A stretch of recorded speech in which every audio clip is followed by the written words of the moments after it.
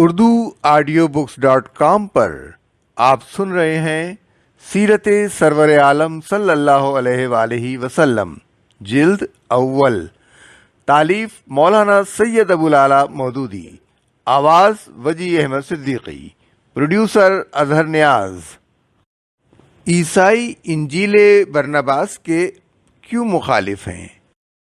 عیسائی جس وجہ سے انجیل برناباس کے مخالف ہیں وہ دراصل یہ نہیں ہے کہ اس میں رسول اللہ صلی اللہ علیہ وآلہ وسلم کے متعلق جگہ جگہ صاف اور واضح بشارتیں ہیں، کیونکہ وہ تو حضور صلی اللہ علیہ وسلم کی پیدائش سے بھی بہت پہلے اس انجیل کو رد کر چکے تھے۔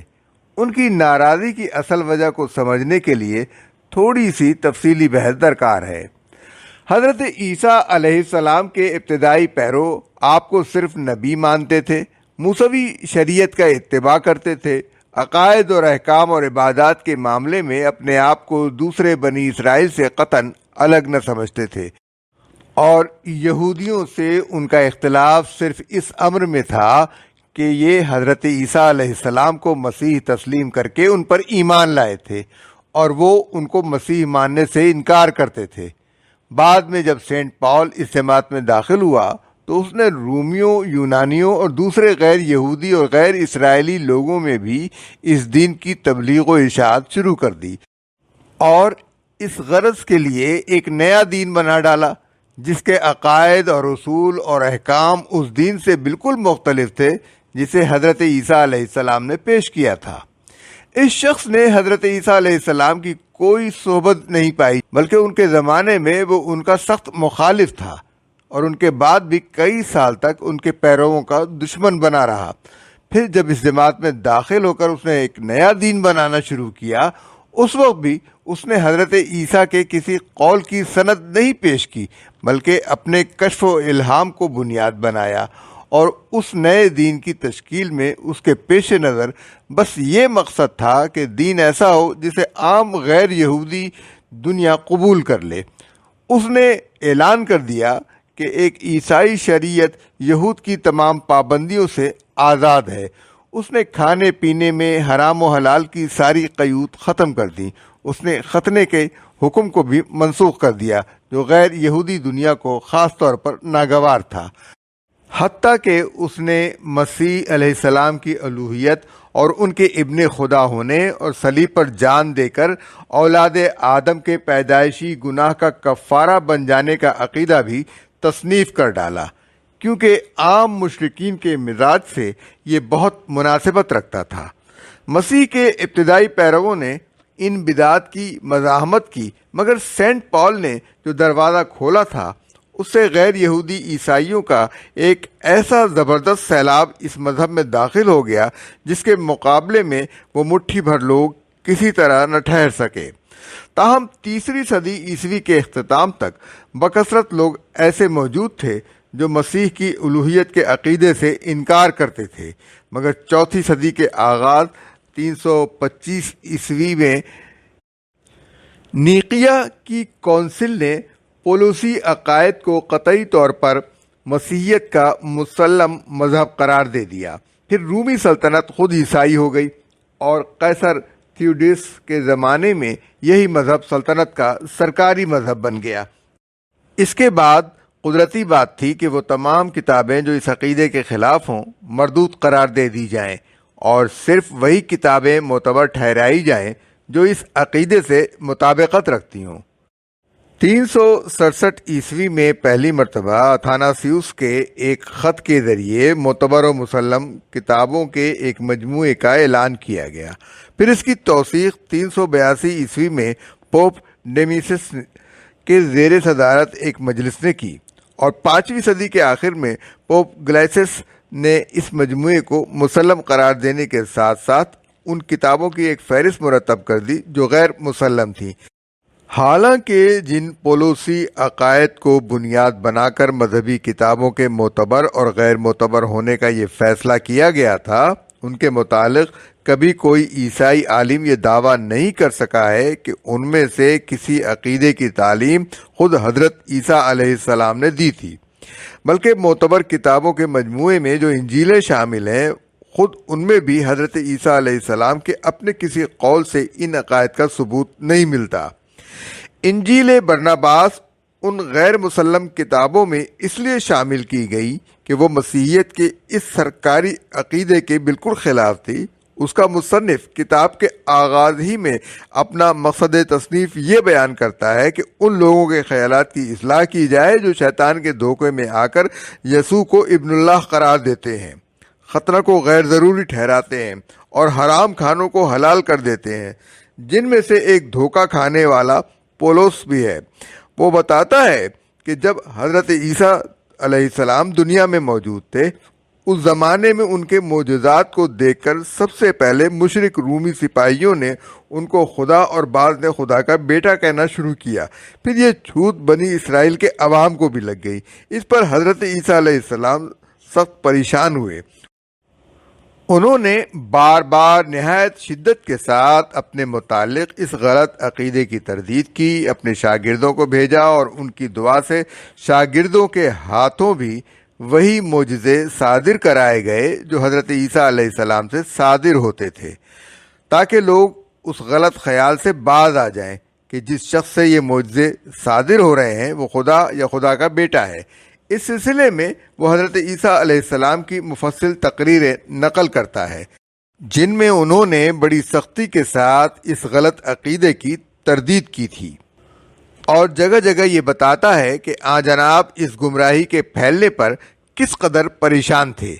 مزید برآں وہ اس پولوسی عقیدے کی بھی صاف صاف تردید کرتا ہے کہ مسیح علیہ السلام نے صلیب پر جان دی تھی۔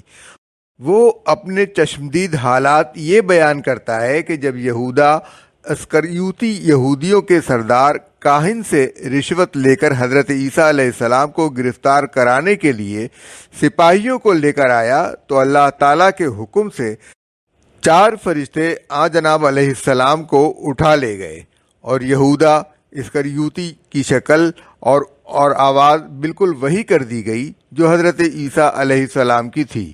صلیب پر وہی چڑھایا گیا تھا، نہ کہ حضرت عیسیٰ۔ اس طرح یہ انجیل پولوسی مسیحیت کی جڑ کاٹ دیتی ہے اور قرآن کے بیان کی پوری توثیق کرتی ہے۔ حالانکہ نزول قرآن سے 115 سال پہلے اس کے ان بیانات ہی کی بنا پر مسیحی پادری اسے رد کر چکے تھے۔ انجیل برناباس کی مفصل پیشن گوئیاں۔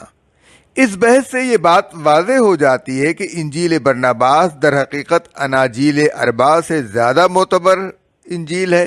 مسیح علیہ السلام کی تعلیمات اور سیرت اور اقوال کی صحیح ترجمانی کرتی ہے، اور یہ عیسائیوں کی اپنی بدقسمتی ہے کہ اس انجیل کے ذریعے سے اپنے عقائد کی تصحیح اور حضرت مسیح علیہ السلام کی اصل تعلیمات کو جاننے کا جو موقع ان کو ملا تھا اسے محض ضد کی بنا پر انہوں نے کھو دیا۔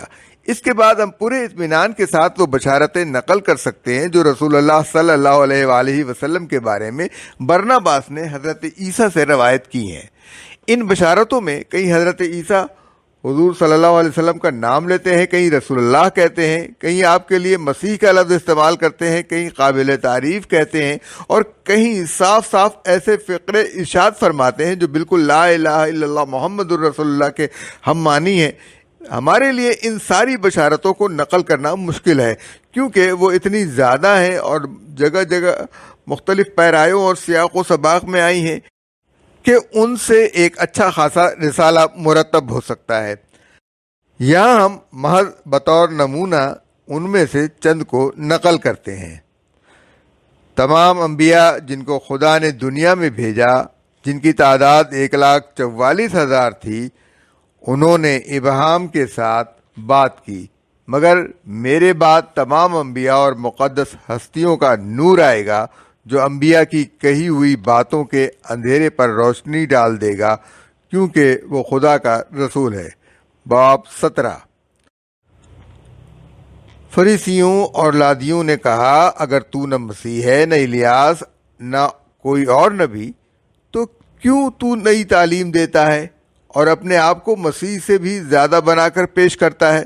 یسوع نے جواب دیا، جو معجزے خدا میرے ہاتھ سے دکھاتا ہے وہ یہ ظاہر کرتے ہیں کہ میں وہی کچھ کہتا ہوں جو خدا چاہتا ہے۔ ورنہ در حقیقت میں اپنے آپ کو اس مسیح سے بڑا شمار کیے جانے کے قابل نہیں قرار دیتا جس کا تم ذکر کر رہے ہو۔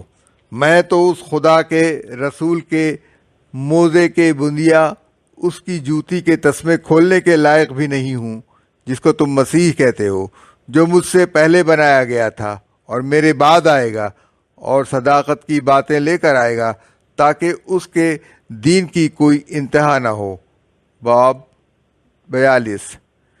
بالیقین میں تم سے کہتا ہوں کہ ہر نبی جو آیا ہے وہ صرف ایک قوم کے لیے خدا کی رحمت کا نشان بن کر پیدا ہوا ہے۔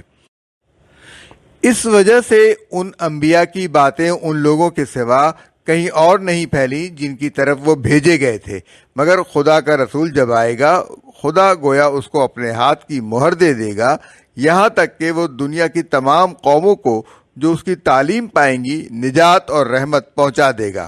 وہ بے خدا لوگوں پر اقتدار لے کر آئے گا اور بت پرستی کا ایسا قلع قمع کرے گا کہ شیطان پریشان ہو جائے گا۔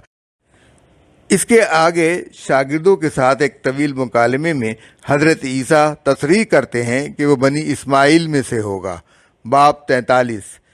اس لیے میں تم سے کہتا ہوں کہ خدا کا رسول وہ رونق ہے جس سے خدا کی پیدا کی ہوئی قریب قریب تمام چیزوں کو خوشی نصیب ہوگی، کیونکہ وہ فہم اور نصیحت، حکمت و طاقت، خشیت اور محبت، خرم و درہ کی روح سے آراستہ ہے۔ وہ فیاضی اور رحمت، عدل اور تقوی، شرافت اور صبر کی روح سے مزین ہے، جو اس نے خدا سے ان تمام چیزوں کی بنسبت 3 گنی پائی ہیں، جنہیں خدا نے اپنی مخلوق میں سے یہ روح بخشی ہے کہ کیسا مبارک وقت ہوگا جب وہ دنیا میں آئے گا۔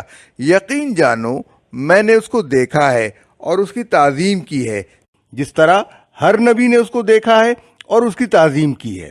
اس کی روح کو دیکھتے ہی خدا نے ان کو نبوت دی، اور جب میں نے اس کو دیکھا تو میری روح سکینت سے بھر گئی، یہ کہتے ہوئے کہ اے محمد خدا تمہارے ساتھ ہو اور وہ مجھے تمہاری جوتی کے تسمے باندھنے کے قابل بنا دے، کیونکہ یہ مرتبہ بھی پالوں تو میں ایک بڑا نبی اور خدا کی ایک مقدس ہستی ہو جاؤں گا۔ باب 44۔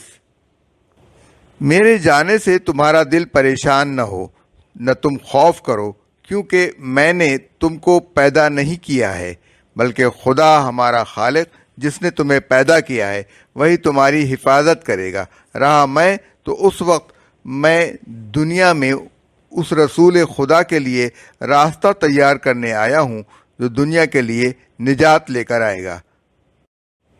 اندریاس نے کہا، استاد ہمیں اس کی نشانی بتا دے تاکہ ہم اسے پہچان لیں۔ یسوع نے جواب دیا، وہ تمہارے زمانے میں نہیں آئے گا بلکہ تمہارے کچھ سال بعد آئے گا، جبکہ میری انجیل ایسی مسخ ہو چکی ہوگی کہ مشکل سے کوئی 30 آدمی مومن باقی رہ جائیں گے۔ اس وقت اللہ دنیا پر رحم فرمائے گا اور اپنے رسول کو بھیجے گا جس کے سر پر سفید بادل کا سایہ ہوگا، جس سے وہ خدا کا برگزیدہ جانا جائے گا، اور اس کے ذریعے سے خدا کی معرفت دنیا کو حاصل ہوگی۔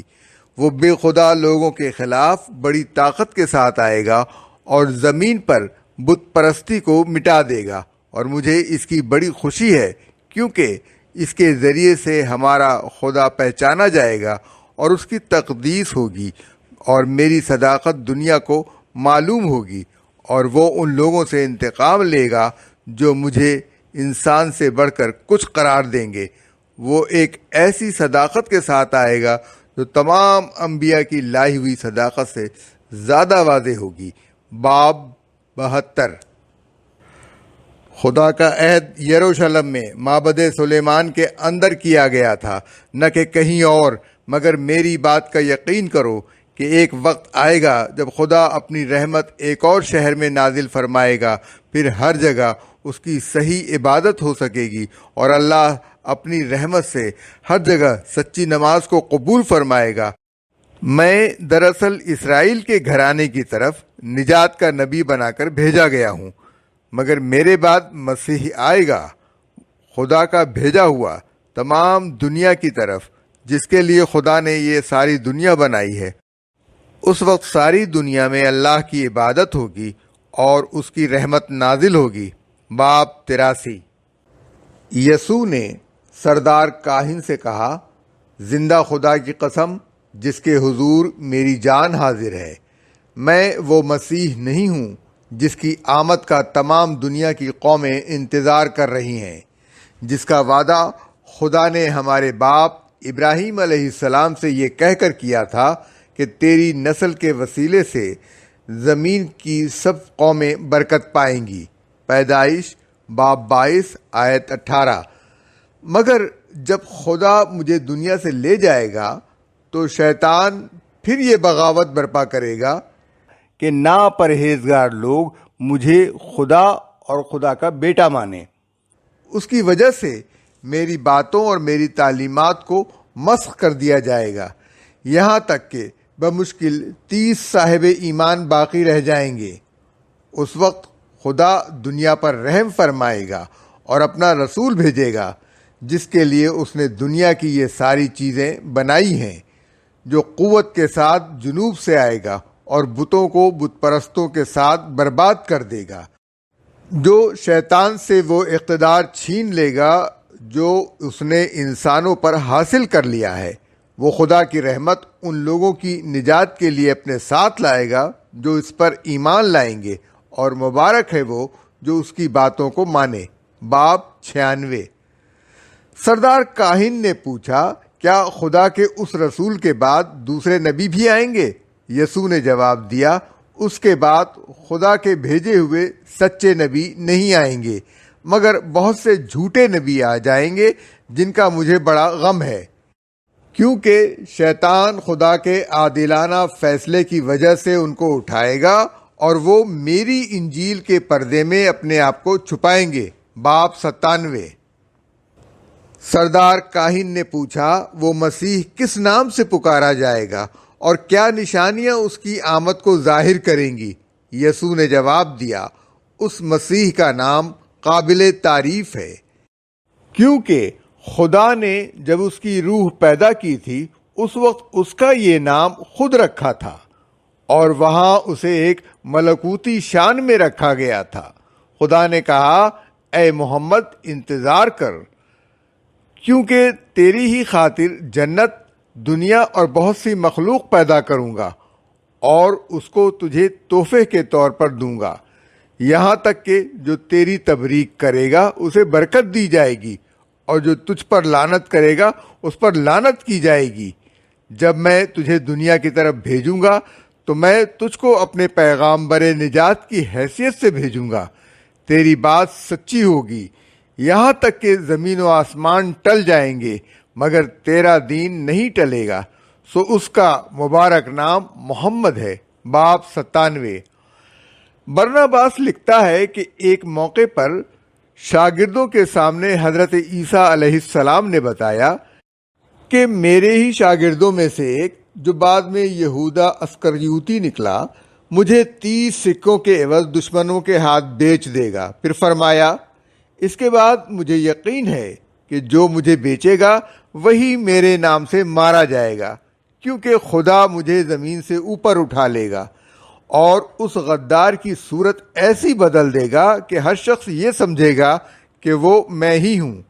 تاہم جب وہ ایک بری موت مرے گا تو ایک مدت تک میری ہی تذلیل ہوتی رہے گی، مگر جب محمد صلی اللہ علیہ وآلہ وسلم خدا کا مقدس رسول آئے گا تو میری وہ بدنامی دور کر دی جائے گی، اور خدا یہ اس لیے کرے گا کہ میں نے اس مسیح کی صداقت کا اقرار کیا ہے۔ وہ مجھے اس کا یہ انعام دے گا کہ لوگ یہ جان لیں گے کہ میں زندہ ہوں اور اس ذلت کی موت سے میرا کوئی واسطہ نہیں ہے۔ باب 113۔ شاگردوں سے حضرت عیسیٰ علیہ السلام نے کہا، بے شک میں تم سے کہتا ہوں کہ اگر موسیٰ کی کتاب سے صداقت مسخ نہ کر دی گئی ہوتی تو خدا ہمارے باپ داؤد علیہ السلام کو ایک دوسری کتاب نہ دیتا، اور اگر داؤد علیہ السلام کی کتاب میں تحریف نہ کی گئی ہوتی تو خدا مجھے انجیل نہ دیتا، کیونکہ خداوند ہمارا خدا بدلنے والا نہیں ہے اور اس نے سب انسانوں کو ایک ہی پیغام دیا ہے۔ لہذا جب اللہ کا رسول آئے گا تو وہ اس لیے آئے گا کہ ان ساری چیزوں کو صاف کر دے جن سے بے خدا لوگوں نے میری کتاب کو آلودہ کر دیا ہے۔ باب 124۔ دو شبہات کا جواب۔ ان صاف اور مفصل پیشن گوئیوں میں صرف 3 چیزیں ایسی ہیں جو بادی النظر میں نگاہ کو کھٹکتی ہیں۔ ایک یہ، ان میں انجیل برناباس کی متعدد دوسری عبارتوں میں حضرت عیسیٰ علیہ السلام نے اپنے مسیح ہونے کا انکار کیا ہے۔ دوسری یہ کہ صرف انہی عبارتوں میں نہیں بلکہ انجیل کے بہت سے مقامات پر رسول اللہ صلی اللہ علیہ وسلم کا اصل عربی نام محمد لکھا گیا ہے۔ حالانکہ یہ انبیاء علیہ السلام کی پیشن گوئیوں کا عام طریقہ نہیں ہے کہ بعد میں آنے والی کسی ہستی کا اصل نام لیا جائے۔ تیسری یہ کہ اس میں حضرت صلی اللہ علیہ وآلہ وسلم کو مسیح کہا گیا ہے۔ پہلے شبہ کا جواب یہ ہے کہ صرف انجیل برناباس ہی میں نہیں بلکہ لوقا کی انجیل میں بھی یہ ذکر موجود ہے کہ حضرت عیسیٰ نے اپنے شاگردوں کو اس بات سے منع کیا تھا کہ وہ آپ کو مسیح کہیں۔ لوقا کے الفاظ یہ ہیں، اس نے ان سے کہا، لیکن تم مجھے کیا کہتے ہو؟ پطرس نے جواب میں کہا، خدا کا مسیح۔ اس نے ان کو تاکید کر کے حکم دیا، یہ کسی سے نہ کہنا۔ باب 9 آیات 20-21۔ غالباً اس کی وجہ یہ تھی کہ بنی اسرائیل جس مسیح کے منتظر تھے اس کے متعلق ان کا خیال یہ تھا کہ وہ تلوار کے زور سے دشمنان حق کو مغلوب کرے گا۔ اس لیے حضرت عیسیٰ علیہ السلام نے فرمایا کہ وہ مسیح میں نہیں ہوں بلکہ وہ میرے بعد آنے والا ہے۔ دوسرے شبہ کا جواب یہ ہے کہ برناباس کا جو اطالوی ترجمہ اس وقت دنیا میں موجود ہے اس کے اندر تو حضور کا نام بے شک محمد صلی اللہ علیہ وآلہ وسلم لکھا ہوا ہے، مگر یہ کسی کو بھی معلوم نہیں ہے کہ یہ کتاب کن کن زبانوں سے ترجمہ در ترجمہ ہوتی ہوئی اطالوی زبان میں پہنچی ہے۔ ظاہر ہے کہ اصل انجیل برناباس سریانی زبان میں ہوگی کیونکہ وہ حضرت عیسیٰ علیہ السلام اور ان کے ساتھیوں کی زبان تھی۔ اگر وہ اصل کتاب دستیاب ہوتی تو دیکھا جا سکتا تھا کہ اس میں حضرت صلی اللہ علیہ وآلہ وسلم کا اسم گرامی کیا لکھا گیا تھا۔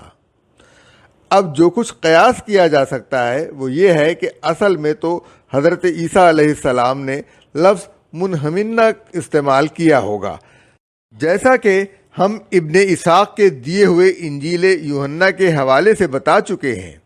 پھر مختلف مترجموں نے اپنی اپنی زبانوں میں اس کے ترجمے کر دیے ہوں گے۔ اس کے بعد غالباً کسی مترجم نے یہ دیکھ کر پیشن گوئی میں آنے والے کا جو نام بتایا گیا ہے وہ بالکل لفظ محمد کا ہم معنی ہے، آپ کا یہی اسم گرامی لکھ دیا ہوگا۔ اس لیے صرف اس نام کی تصریح یہ شبہ پیدا کر دینے کے لیے ہرگز کافی نہیں ہے کہ پوری انجیل برناباس کسی مسلمان نے جعلی تصنیف کر دی ہے۔ تیسرے شبہ کا جواب یہ ہے کہ لفظ مسیح در حقیقت ایک اسرائیلی اصطلاح ہے جسے قرآن مجید میں مخصوص طور پر حضرت عیسیٰ علیہ السلام کے لیے صرف اس بنا پر استعمال کیا گیا ہے کہ یہودی ان کے مسیح ہونے کا انکار کرتے تھے، ورنہ یہ نہ قرآن کی اصطلاح ہے نہ تو قرآن میں کہیں اس کو اسرائیلی اصطلاح کے معنوں میں استعمال کیا گیا ہے۔ اس لیے رسول اللہ صلی اللہ علیہ وآلہ وسلم کے حق میں اگر حضرت عیسیٰ علیہ السلام نے لفظ مسیح استعمال کیا ہو اور قرآن میں آپ کے لیے یہ لفظ استعمال نہ کیا گیا ہو تو اس سے یہ نتیجہ نہیں نکالا جا سکتا کہ انجیل برناباس آپ کی طرف کوئی ایسی چیز منسوب کرتی ہے جس سے قرآن انکار کرتا ہے۔ دراصل بنی اسرائیل کے ہاں قدیم طریقہ یہ تھا کہ کسی چیز یا کسی شخص کو جب کسی مقدس مقصد کے لیے مختص کیا جاتا تھا تو اس چیز پر یا اس شخص کے سر پر تیل مل کر اسے متبرک کر دیا جاتا تھا۔ عبرانی زبان میں تیل ملنے کے اس فعل کو مسح کہتے تھے، اور جس پر یہ ملا جاتا تھا اسے مسیح کہا جاتا تھا۔ عبادت گاہ کے ظروف اسی طریقے سے مسح کر کے عبادت کے لیے وقف کیے جاتے تھے۔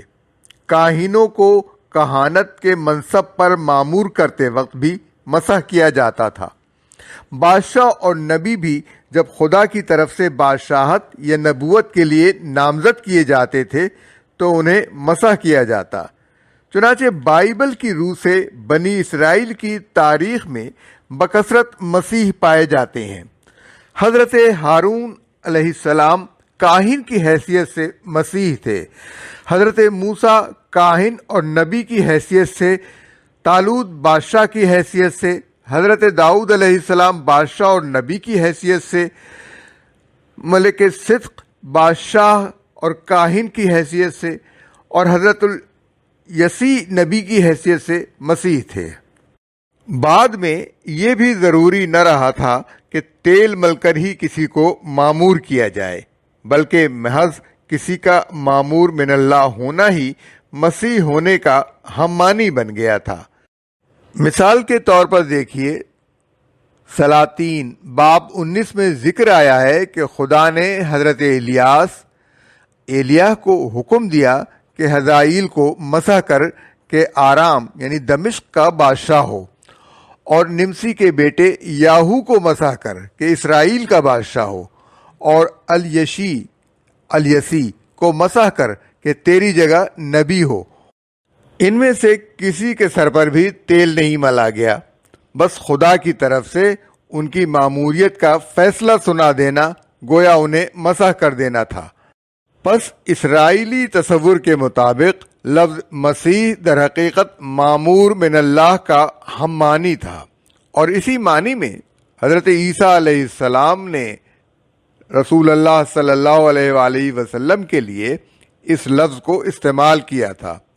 لفظ مسیح کے اسرائیلی مفہوم کی تشریح کے لیے ملاحظہ ہو سائیکلوپیڈیا آف ببلیکل لٹریچر۔ لفظ یسیاہ